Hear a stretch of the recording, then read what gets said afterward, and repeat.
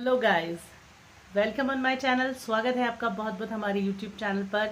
मैं हूं आपके साथ सुरभि और आज के इस वीडियो में मैं आपको बताने वाली हूं आज सबसे इम्पॉर्टेंट चीज़ कि अगर आप एक आरजे बनना चाहते हैं तो आपके ऑडिशन में क्या क्या पूछा जाता है।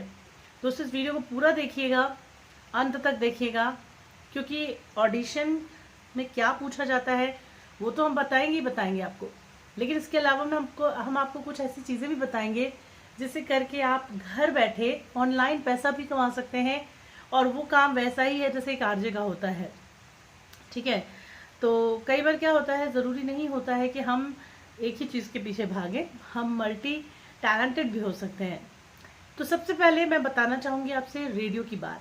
दोस्तों रेडियो में हम करते हैं आरजेइंग।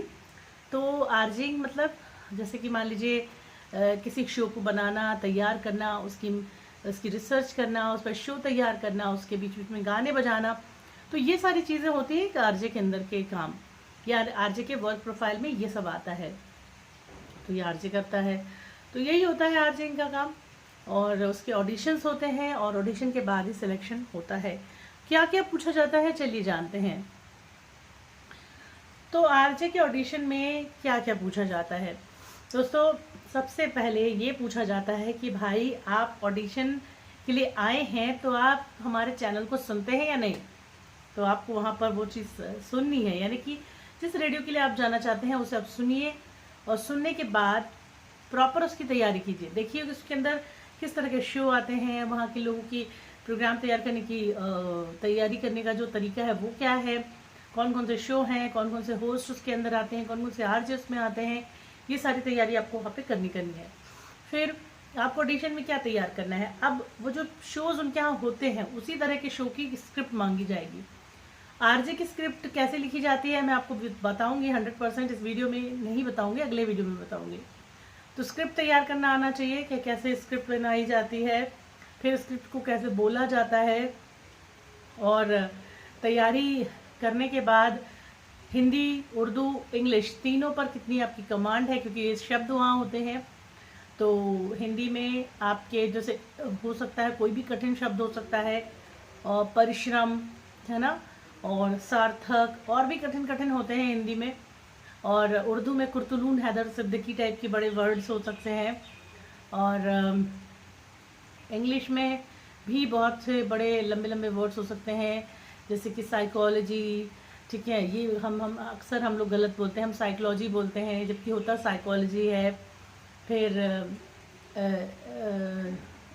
इन्फ्लुएंजा, इन्फ्लुएंस, इस टाइप के हो गए, और बहुत सारे होते हैं, बहुत सारे शब्द उसके अंदर होते हैं जो कि हम कई बार आम जिंदगी में ना बोलते हैं और ना ही हम इस्तेमाल करते हैं, तो वो थोड़ा टफ होता है।